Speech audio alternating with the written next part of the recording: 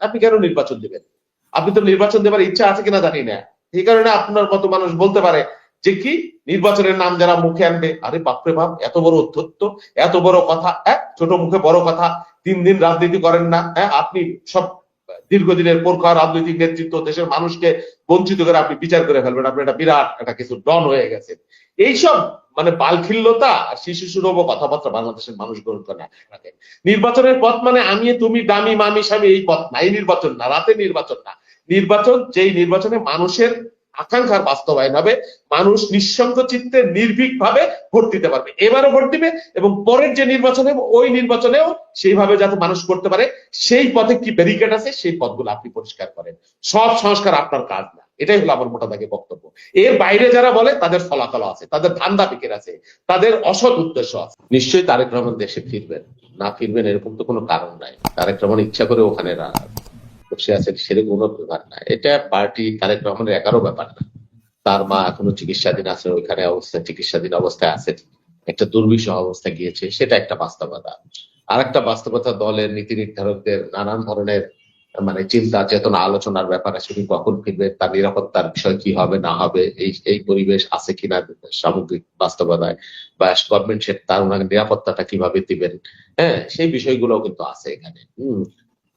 অনেকগুলা বিষয় এখানে জড়িত আছে। তিনি ফিরবেন এরকম না, নিশ্চয়ই তিনি ফিরবেন। ডক্টর জাহিদ যেটা বলেছে সেটাই ঠিক, যে উপযুক্ত সময় যখন হবে, আমি বিশ্বাস করি যে খুব দ্রুততম সময় উনি দেশে চলে আসবেন। উনি দেশে আসতে চান, উনি ওখানে থাকতে চান না, কেন থাকবেন? উনি রাজনীতি করেন বাংলাদেশকে নিয়ে, উনি ইচ্ছা করে ওখানে যান নাই বা ইচ্ছা করে ওখানে আনন্দে নাই। আমরা 1 মাস দেশের বাইরে থাকতে পারি না, তাহলে কি কারণে উনি ওখানে থাকবেন? আমরা বিশ্বাস করি খুব দ্রুততম সময় উনি দেশে আসবেন।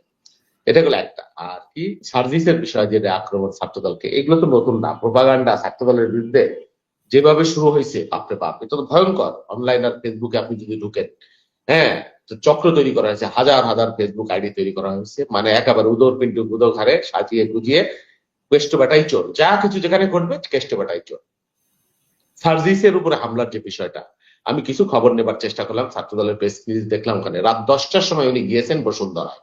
কি কারণে গিয়েছেন কি জানি না, একটা দল বল নিয়ে গেছেন। সেখানে আমি শুনলাম যে পতিত ছাত্রলীগ আওয়ামী লীগের অনেক লোক তার মধ্যে ছিল, এখানে ছিল, এবং আরেকজন দেখি আওয়ামী লীগের লোক। এখানে নানান ধরনের ব্যাপার, এই যে দল হয়েছে, দলের মধ্যে পতিত সরকারের অনেকেই এরকম অভিযোগ শোনা যাচ্ছে না আপনাকে। যখন আমরা শোনেন, এই যে দল হয়েছে ভালো হয়েছে, কোনো অসুবিধা নাই। যখন আমরা হামলা মামলার শিকার হয়েছি, নির্যাতনের শিকার হয়েছি, জেল খেটেছি, শুনতে পাচ্ছেন আমাকে? হ্যাঁ, শুনতে পাচ্ছি। হ্যাঁ, জেল খেটেছি, নিপীড়িত হয়েছি, গুম হয়েছি, তখন এই যে সমন্বয়ক যারা রয়েছেন বা নতুন রাজনৈতিক দল, তাদের অনেকেই কেউ কেউ গুপ্ত সংগঠন, গুপ্ত শিবিরের লোক হয়ে ছাত্রলীগের মধ্যে ছাত্রলীগ করেছেন। ছাত্রলীগ করে ওনারা হেলমেট বাহিনী ছিলেন কিনা আমি জানি না, নিশ্চয়ই ছাত্রলীগের মজা নিয়েছেন। যখন আমাদের ছেলেরা হলে থাকতে পারে নাই, রক্তাক্ত হয়েছে, আহত হয়েছে, তখন তারা ছাত্রলীগ করেছেন, বলে যেটা তাদের কৌশল। আরে ভাই, আপনার নীতি আর আদর্শই যদি না থাকে, আমরা মনে করি এই যে হাসিনার যে পতন হয়েছে, ওনারা বলেন না যে হাসিনা ওনারা পতন করেছেন। আরে ভাই, আমরা বলি হাসিনার পতন আরো অনেক আগে হয়ে যাইতো, ওনারা যদি ছাত্রলীগের বেশ ধারণ না করতেন, ওনারা যদি শিবিরের লোক হয়ে ছাত্রলীগে না থাকতেন। কে সমন্বয়, কে ছাত্রলীগ, কে শিবির, কে কি, এটা তো একটা মানে একটা মারাত্মক একটা বজগটা অবস্থা হয়ে গেছে। তাকে আপনি বিশ্বাস করবেন? এই যে সার্জিস সাহেব, উনি তো শেখ মুজিব জাতির পিতা বঙ্গবন্ধু বলতে বলতে মুখে ফেনা উঠেছেন। এখন উনি একটা অভ্যুত্থানের শক্তি হয়েছেন, ভালো কথা। এই যে সার্জিসে যে ঘটনা ঘটেছে, কোনো ঘটনা, কোনো বিশৃঙ্খলা, কোনো মব, কোনো ব্যক্তিগত আক্রমণ, এগুলোকে আমরা কোনোদিনই সমর্থন করি না, এটা উচিত না। কিন্তু সার্জিস সাহেব রাত 10টার সময় দলবল নিয়ে সেখানে আওয়ামী লীগ ছাত্রলীগের যারা রয়েছে তাদেরকে নিয়ে ওখানে গেছে। তার আগে ঢাকা বিশ্ববিদ্যালয়ে একটা ঘটনা ঘটেছে, যে এই আন্দোলনে বেসরকারি বিশ্ববিদ্যালয়ে একটা বিরাট ভূমিকা, তারা 30 জন না কতজন নিহত হয়েছে বেসরকারি বিশ্ববিদ্যালয়, ঢাকা বিশ্ববিদ্যালয়ে একজন। যদিও আমি ঢাকা বিশ্ববিদ্যালয়ের ছাত্র, আমার এটা বলতে কোনো দ্বিধা নাই, ঢাকা বিশ্ববিদ্যালয়ে একজনও নিহত হন। ছাত্রদলের সভাপতি নিজে গুলিবিদ্ধ হয়েছেন, সেই চিহ্ন তার হাতে আছে অসংখ্য। যার বিরুদ্ধে অভিযোগ করেছে সার্জিসরা, আমি তার একটা ছবি দেখলাম, মাশরুম, অসংখ্য, কমপক্ষে 200 বুলেট, সররা বুলেট তার শরীরে, বিভৎস অবস্থা। আপনি তাদেরকে হিউমিলেট করবেন, মধুর ক্যান্টিনে লাঞ্ছিত করবেন, এই ঘটনা তো ছাত্রদলের সাথে বললে আপনার হবে না। এই ঘটনা হয়েছে আন্তঃবৈষম্য বিশ্ববিদ্যালয় এবং ঢাকা বিশ্ববিদ্যালয়। ঢাকা বিশ্ববিদ্যালয় এই এদের নিজস্ব গন্ডগোলে প্রাইভেট বিশ্ববিদ্যালয়ের ছাত্ররা আহত হয়েছে, লাঞ্ছিত হয়েছে, অথচ আন্দোলনে তাদের অনেক বেশি, সবচেয়ে বেশি রক্ত ধরেছে। আপনি তাদেরকে ঢাকা বিশ্ববিদ্যালয়ে আনতে পদের ভাগ বাটরে বানরের পিঠার ভাগ, ওই সিদ্ধাপা যেটা বললো, পিঠার ভাগের মতো পদ আপনি সব নিয়েছেন, সুবিধা আপনি নিয়েছেন, আপনি মন্ত্রী হয়েছেন, আপনি থাকতেন হলে মেসে, এখন আপনি মন্ত্রী সুবিধা পেয়েছেন, আপনি কেন নির্বাচন দিবেন? আপনি তো নির্বাচন দেবার ইচ্ছা আছে কিনা জানি না। এই কারণে আপনার মতো মানুষ বলতে পারে যে কি নির্বাচনের নাম যারা মুখে আনবে, আরে বাপরে বাপ, এত বড় অধ্যত্ব, এত বড় কথা, ছোট মুখে বড় কথা, 3 দিন রাজনীতি করেন না, আপনি সব দীর্ঘদিনের পোরখা রাজনৈতিক নেতৃত্ব, দেশের মানুষকে বঞ্চিত করে আপনি বিচার করে ফেলবেন, আপনি একটা বিরাট একটা কিছু ডন হয়ে গেছেন। এইসব মানে বালখিল্যতা আর শিশু সুলভ কথাবার্তা বাংলাদেশের মানুষ গ্রহণ করে না। রাজনীতি এত সহজ বিষয় না, অনেক ত্যাগ লাগে, অনেক শ্রম লাগে, অনেক ঘাম লাগে, অনেক অভিজ্ঞতা লাগে, অনেক পোর খাওয়া মানুষ লাগে। খালি ওই যে গায়ের জোর আর শক্তি দিয়ে রাজনীতি হয় না, এটা অনেক সহজ কোনো ব্যাপার না রাজনীতিটা। সেই জন্য বলি সকলেই দায়িত্ব নিতে হবে। মঞ্জু ভাইয়ের অনেক কথার সাথে একমত। উনি যেটা বললেন এরা ভোট করতে পারবে না, তাহলে কি আমরা আবার নতুন সরকার আনবো? অবশ্যই ভোট করতে পারবে, ভোট তাদেরই করতে হবে, কেন করতে পারবে না তারা? শাহাবুদ্দিন আহমেদ সাহেব জাস্টিস 3 মাসে জাতীয় পার্টির 9 বছরের জঞ্জাল পরিষ্কার করে আন্তরিকতার ভাষা। উনরা যদি চান অবশ্যই তারা নির্বাচন খালি ওই উপদেষ্টা প্রধান উপদেষ্টা করে না, নির্বাচন একটা চেইনের মধ্যে। আমার এসপি আছে, আমার ডিসি আছে, আমার ইলেকশন কমিশন আছে।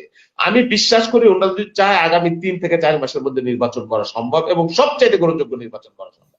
সেটা সুযোগ আছে। এই যে আইন শৃঙ্খলার কথা বলা হচ্ছে, উন্নতি হচ্ছে না।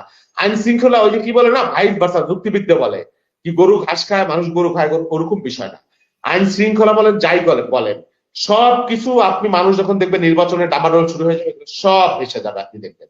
এবং যতক্ষণ পর্যন্ত আপনি নির্বাচিত স্টেবল শক্তিশালী সরকার প্রতিষ্ঠা করতে না পারবেন, ততক্ষণ পর্যন্ত সমস্যা আপনার জটিল হইতে থাকবে। এটা আপনি যত পিছাবেন নির্বাচন জটিল হয়ে যাবে। শুধুমাত্র বিএনপি ক্ষমতায় যাবে নাকি ক্ষমতায় যাবে সেই জন্য নির্বাচন দরকার না। নির্বাচন দরকার আমার দেশের প্রয়োজনে, নির্বাচন দরকার আমার স্থিতিশীলতার প্রয়োজনে, নির্বাচন দরকার এই মবের বিরুদ্ধে, নির্বাচন দরকার আইন শৃঙ্খলার উন্নতির জন্য, নির্বাচন দরকার প্রশাসনের লোকদের স্বস্তির জন্য, দেশের মানুষের স্বস্তির জন্য। মানুষ স্বস্তিতে নাই, যাই বলবেন সেটা হবে না। আপনি ওই যে সেকেন্ড রিপাবলিক বলবেন, এইসব তত্ত্ব কথা, এটা কি, তারপরে আপনি ওই প্রক্রিয়া বলবেন, যাই বলবেন, এগুলো বাংলাদেশের মানুষ বুঝে না। এগুলো বাংলাদেশের মানুষ, এগুলো তত্ত্ব। এই তত্ত্বের গ্যারাকলে যদি পড়েন আর মানুষকে ফেলান, সেটা মানুষ গ্রহণ করবে না। আর সরকার যদি এর মধ্যে পড়ে, এই তত্ত্বের মধ্যে, তাহলে এই সরকারও কিন্তু চিরস্থায়ী সরকার না। তারা যদি তাদের উদ্দেশ্য, আমি মনে করি না সরকারের সকলের উদ্দেশ্য খারাপ, আমি এখনো মনে করি না, আমি বিশ্বাস করতে চাই না। তবে নির্বাচন নিয়ে যদি তাল বাহানা করে, তাহলে আমরা মনে করবো যে ক্ষমতার নেশা তাদেরকেও পেয়ে বসেছে, তাহলে মানুষ আবার প্রয়োজনে রাস্তায় নামবে। সেজন্য মানুষের কিন্তু, মানুষ আপনার রক্ত দিয়েছে, এটা দিয়েছে, ওটা দিয়েছে, কি যে আপনি কি প্রোক্লেমেশন করবেন, এগুলো তাত্ত্বিক আলোচনা, এগুলো না। আমার সংবিধান আছে, এই সংবিধান গণপরিষদ করবেন, কি করবেন আমি জানি না। শোনেন, এই সংবিধানে কি ভোটের অধিকারের কথা লেখা নাই? এই সংবিধানে কি লেখা আছে যে রাতের বেলায় ভোট করতে হবে? সংবিধান তো একটা লিখিত পুস্তক, সংবিধান নিজে কাজ করতে পারে না।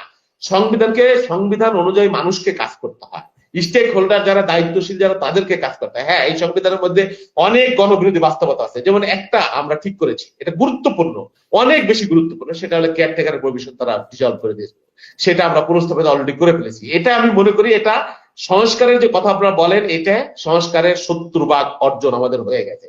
এখন আপনি একটা পথ খালি পরিষ্কার রাখেন, যে নির্বাচনে কেউ ম্যানিপুলেট করতে পারবে না। এইবার যে নির্বাচনটা হবে কেয়ারটেকার অধীনে হবে, ইলেকশন কমিশন স্বাধীনভাবে কাজ করবে, তাদেরকে আরো কিভাবে শক্তিশালী করা যায়, ইলেকশনটাকে কেউ প্রভাবিত না করতে পারে, সেই পথটা আপনি আবিষ্কার করেন। আপনি সমস্ত সংস্কার করতে পারবেন এটা কেউ পারে না, কোনো মানুষই পারে না, কোনো সুপারম্যানও পারে না। হ্যাঁ, এটা একটা প্রক্রিয়া, এই প্রক্রিয়াটা দীর্ঘমেয়াদী হবে। আপনি রাজনৈতিক দল বাধ্য হবে সংস্কার করতে যদি নির্বাচনের পথটা আপনি খোলা রাখেন। নির্বাচনের পথ মানে আমি তুমি দামি মামি স্বামী এই পথ না, এই নির্বাচন না, রাতে নির্বাচন না। নির্বাচন যেই নির্বাচনে মানুষের আকাঙ্ক্ষার বাস্তবায়ন হবে, মানুষ নিঃসংক চিত্তে নির্ভীক ভাবে ভোট দিতে পারবে, এবারও ভোট দিবে, এবং পরের যে নির্বাচনে ওই নির্বাচনেও সেইভাবে যাতে মানুষ করতে পারে, সেই পথে কি ব্যারিকেড আছে সেই পথগুলো আপনি পরিষ্কার করেন। সব সংস্কার আপনার কাজ, এটাই হলো আমার মোটামুটি বক্তব্য। এর বাইরে যারা বলে তাদের ফলাফল আছে, তাদের ধান্দা বিকের আছে, তাদের অসৎ উদ্দেশ্য আছে, এটা আমি স্পষ্টভাবে এবং দৃঢ়ভাবে বলতে চাই।